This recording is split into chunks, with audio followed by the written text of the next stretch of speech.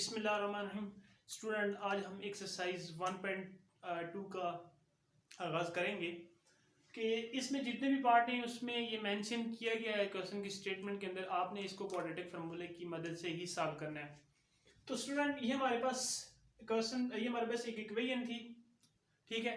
सबसे पहले हमारे पास ये इक्वेशन है। सबसे पहले हम देखेंगे क्या ये स्टैंडर्ड फॉर्म में है। अगर तो स्टैंडर्ड फॉर्म में है फिर तो ठीक है, हम डायरेक्टली फार्मूला अप्लाई कर देंगे, ठीक है।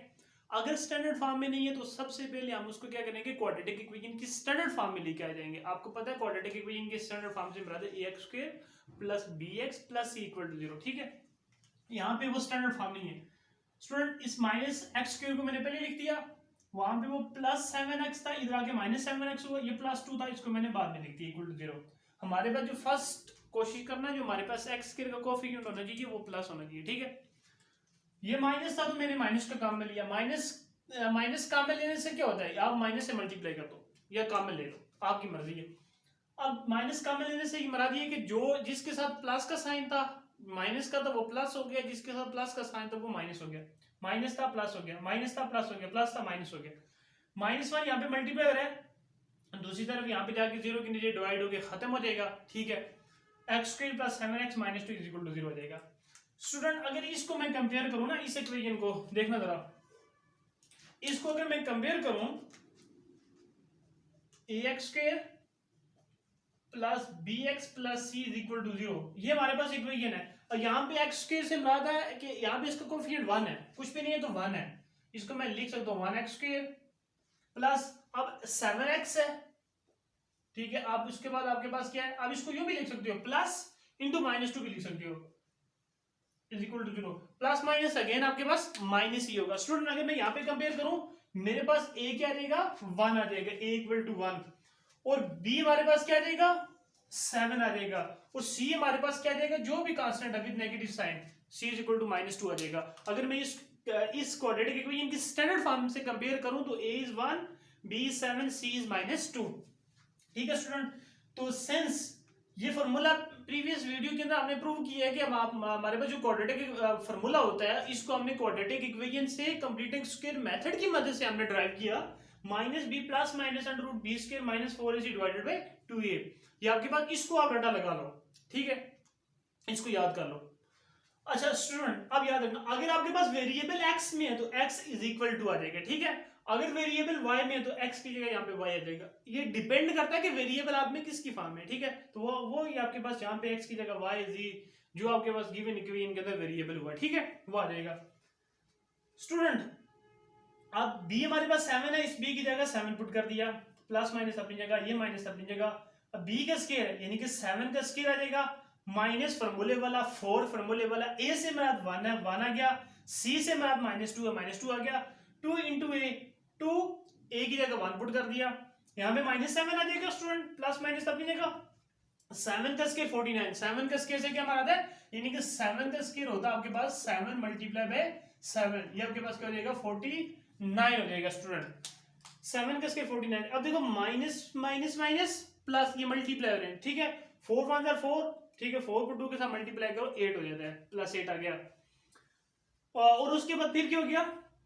अब स्टूडेंट एक बात याद रखना, अगर आपके पास यहाँ पे कोई कंप्लीटिंग स्क्वायर वाला नंबर बनता है, जैसे 2 का स्क्वायर, 4 का स्क्वायर, 3 का स्क्वायर, ठीक है, 5 का स्क्वायर, 6 का स्क्वायर, यानी कि आपके पास 4 आ जाए, 9 आ जाए, या आपके पास 16 आ जाए, या आपके पास 25 आ जाए, ये जो परफेक्ट स्क्वायर है, ठीक है, कंप्लीटिंग स्क्वायर वाले नंबर है, या 36 आ जाए, या 49 आ जाए, तो इस तरह आपके पास अगर कोई नंबर आ जाए ना, ये 64, तो आपने फिर उनको सॉल्व करना होता है। अगर आपके पास ये कोई ऐसे नंबर आ जाए, ठीक है, जिनका जो परफेक्ट स्क्वायर ना हो, जैसे आपके पास ये 57 आ गया, ठीक है, तो ये परफेक्ट स्क्वायर नहीं, आपने बस इसको एज इट इज छोड़ देना।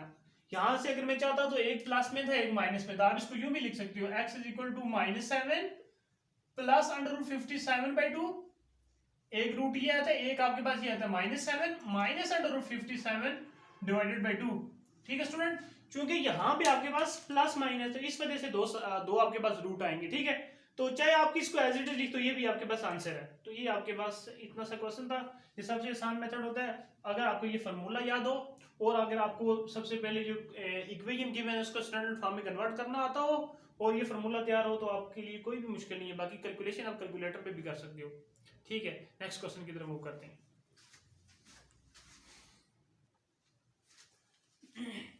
बिस्मिल्लाहिर्रहमानिर्रहीम स्टूडेंट, आपके पास ये सेकंड पार्ट है एक्सरसाइज 1.2 का। ये अगर आप देखो तो ये आपके पास टोटली कंप्लीट, ये आपके पास जो क्वाड्रेटिक इक्वेशन की स्टैंडर्ड फॉर्म है उसी फॉर्म में गिवन है। ठीक है, आपको इसको सिंप्लीफाई करने की जरूरत नहीं है। तो सबसे पहले आपने, अगर मैं यहाँ पे कंपेयर करूँ तो ए मेरे पास 5 आ जाता है, A is the coefficient of X square. ठीक है, बी मेरे पास क्या होता है, कोफिशिएंट ऑफ एक्स बी होता है, और जो कांस्टेंट होता है वो हमारे पास क्या होता है, सी होता है। ये फार्मूला याद रखना। सेंस का मतलब है कि हर ये ऐसी कॉमन चीज होती है जो हर इंसान को पता होती है, जो उससे रिलेटेड होता है। अब मैंने क्वाड्रेटिक फार्मूला आपको बता दिया, प्रूव भी करके बता दिया, तो आपको ये चीज याद करनी है। और इसी तरह आपने पेपर में सेम एज इट इज इसी पैटर्न को फॉलो करना है। ठीक है, तो कभी भी आपके कोई मार्क्स कैंसिल आउट नहीं होंगे। अब यहाँ पे b की जगह मैंने पुट किया 8 आ गया, प्लस माइनस अपनी जगह पर b कस के यानी 8 कस के रह जाएगा, -4 अपनी जगह फॉर्मूले वाला है। a से मुराद b है, a से मुराद सॉरी 5 है, और c से मुराद 1 है। 2 into a से मुराद 5 है। जहाँ पे a था वहां पे 5 पुट कर दिया, जहाँ पे आपके पास b था वहां पे 8 पुट कर दिया, और जहाँ पे आपके पास c था वहां पे 1 पुट कर दिया। जस्ट आपको पता है 8 का स्क्वायर होता है 64, 4 5 है 20, 20 को 1 के साथ मल्टीप्लाई करो तो आपके पास 20 आता है स्टूडेंट। ठीक है स्टूडेंट, ये बात याद रखना।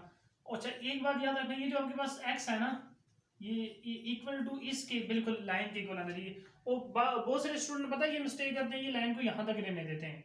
ठीक है, ये गलत होता है। आपने इस पूरी लाइन आपके पास ये यहाँ तक आती है। ठीक है, अच्छा स्टूडेंट 64 में से -20 निकालो तो आपके पास 44 होता है। अब मुझे पता है कि 4 को 11 के साथ मल्टीप्लाई करो 44 होता है। जो भी इसमें जितनी सिंप्लीफिकेशन हो सकती है जहां तक पॉसिबल है इसको करो।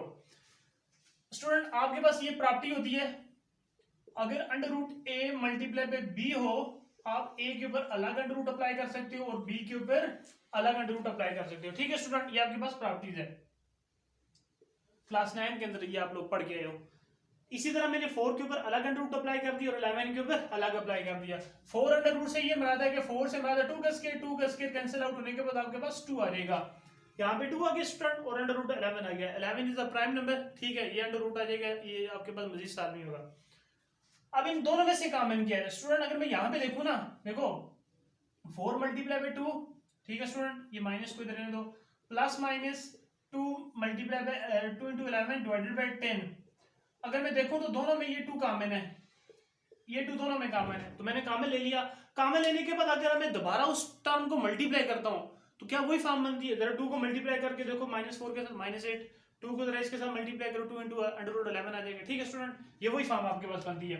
अब यहां से ये कैंसिल आउट हो जाएगा, 2 5 are 10। ठीक है, जो आपने कैंसिल आउट तब करना होल कॉमन लेगी। या स्टूडेंट यहां से आप ये भी कर सकते हो, दूसरा मेथड ये आपके पास कि इस -8 के अलग इसके नीचे हलग आप 10 को डिवाइड कर दो, प्लस माइनस 2 अंडर रूट 11 के नीचे हलग आप 10 को डिवाइड कर दो। जरा देखो यहाँ पे 2 5 are 10, 2 4 are 8, यानी कि -4/5 आ जाएगा, प्लस माइनस 2 1 are 2, 2 5 are 10। यहाँ पे भी आपके पास अंडर रूट 11/5 आ जाएगा। अगेन अगर मैं इसका एलसीएम लूं 5 -4 प्लस माइनस अंडर रूट 11, वही आपके पास फॉर्म बनती है। ठीक है, चाहे आप इस मेथड से कर लो चाहे आप इस मेथड से कर लो, कॉमन लेके कैंसिल आउट कर लो। कैंसिल आउट करने के बाद मैंने अभी आपको ये बताया था, अगर आपके पास ये अंडर रूट में आ जाता है जिसका परफेक्ट स्क्वायर नहीं होता, आप उसको सेम एज इट इज रहने दो, और ये आपके पास आंसर होता है, इसका सोल्यूशन सेट होता है। उम्मीद है कि आपको इस क्वेश्चन की भी समझ आ गई होगी। नेक्स्ट क्वेश्चन में मिलते हैं।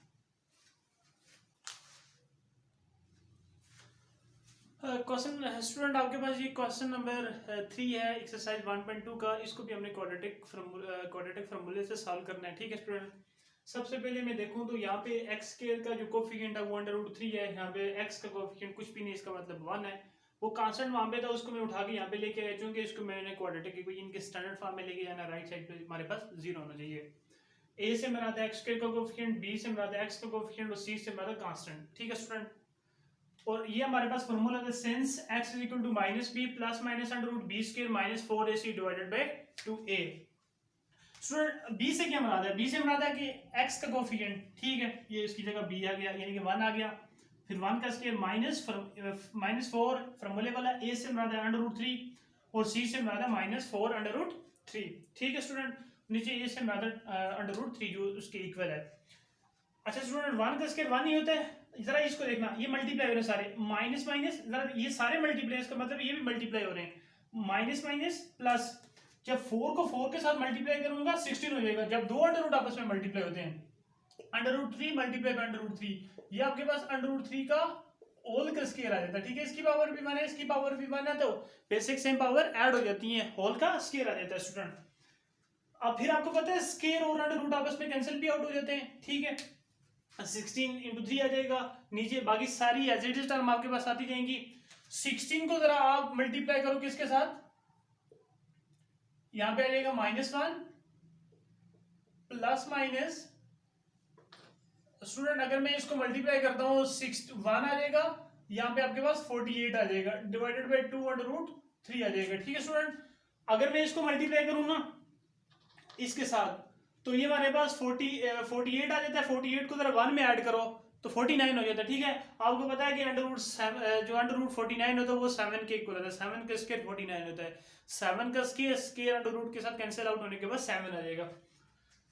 फिर यहाँ पे प्लस माइनस, एक दफा मैंने माइनस के साथ लिखा, एक दफा मैंने प्लस के साथ लिखा, -1 -7 -8 होता है, ठीक है। अब 2 4 8, ये आपके पास 2 1 2 2 4 8, ये आपके पास -4/3 आ जाएगा, इसको डबल पैक कर लीजिएगा आप यहाँ से, ठीक है स्टूडेंट।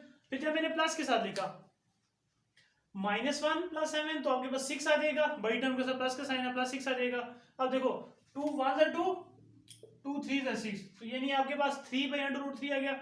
अब यहां तक भी चाहो तो ठीक है आपके पास, लेकिन बुक वाले ने ना इस फॉर्म में लेके आया √3 की फॉर्म में, ये एक √3 है स्टूडेंट, ये √3 इसको मैं नहीं लिख सकता √3 मल्टीप्लाई बाय √3, ठीक है। अब ये दोनों अगर बेसिक सेम है तो ये कैंसिल आउट होने के बाद ये बेसिकली तो 3e के इक्वल है, यानी कि एक √3 हो तो इसको मैं लिख सकता हूँ √3 मल्टीप्लाई बाय √3, तो ये एक √3 ऊपर वाले के साथ कैंसिल आउट हो जाएगा, आपके पास रिमेनिंग 1 √3 बचेगा, तो x = √3, इसके दो सॉल्यूशन सेट है कि -4/√3 और एक आपके पास सिंपली √3 आ गया, ये इसका आंसर था। उम्मीद है कि आपको समझ आ गई।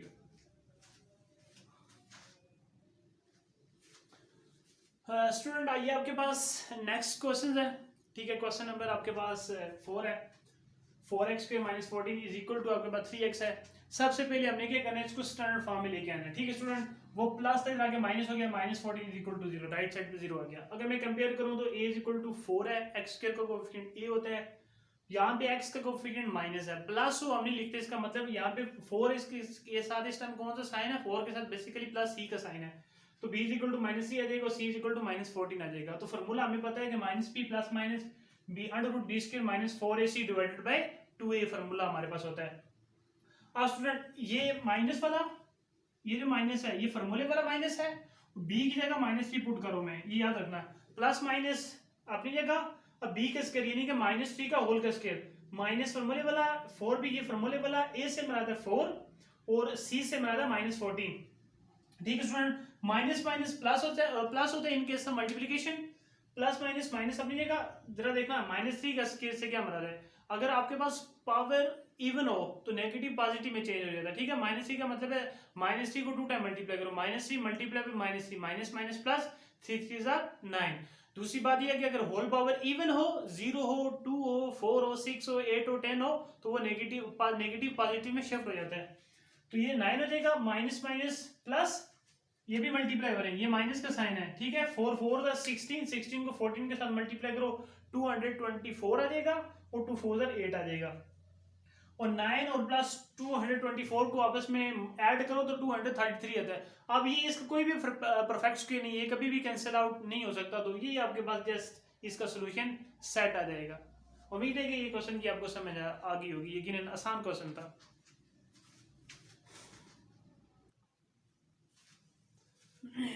स्टूडेंट ये आपके पास क्वेश्चन नंबर 5 है, एक्सरसाइज 1.2 का। इसको भी हमने क्वाड्रेटिक इक्वेशन के स्टैंडर्ड सबसे पहले स्टैंडर्ड फॉर्म में लेके आना है, फिर इसके ऊपर क्वाड्रेटिक फार्मूला हमने अप्लाई करना है। तो स्टैंडर्ड फॉर्म में आपने ये यहाँ पे देखो एक्स वाली टर्म वहाँ पे लिखी हुई थी, तो आपने एक्स वाली टर्म को पहले लिख देना है, कांस्टेंट को बाद में लिख देना है, फिर राइट साइड पे 0 आ जाएगा। तो a is the coefficient of x² and b is the coefficient of x। अब x का कोएफिशिएंट -7 है, तो ये याद रखना आपने -b साथ लाजमी लिखना, ठीक है। आप चाहो तो इसको मजीद ना यूं भी लिख सकते हो, 6x² प्लस इंटू -7x, ठीक है student. Plus into -3 is equal to 0। अब चाहो तो इसको यूं भी लिख सकते हो, प्लस माइनस अगेन आपके पास माइनस ही होता है बेसिकली। तो इसको b-7 आ गया, c आपके पास -3 आ गया, ये आपके पास फार्मूला होता है। अगर आप ये माइनस फार्मूले वाला b की जगह मैंने -7 पुट कर दिया, प्लस माइनस अपनी जगह आ जाएगा।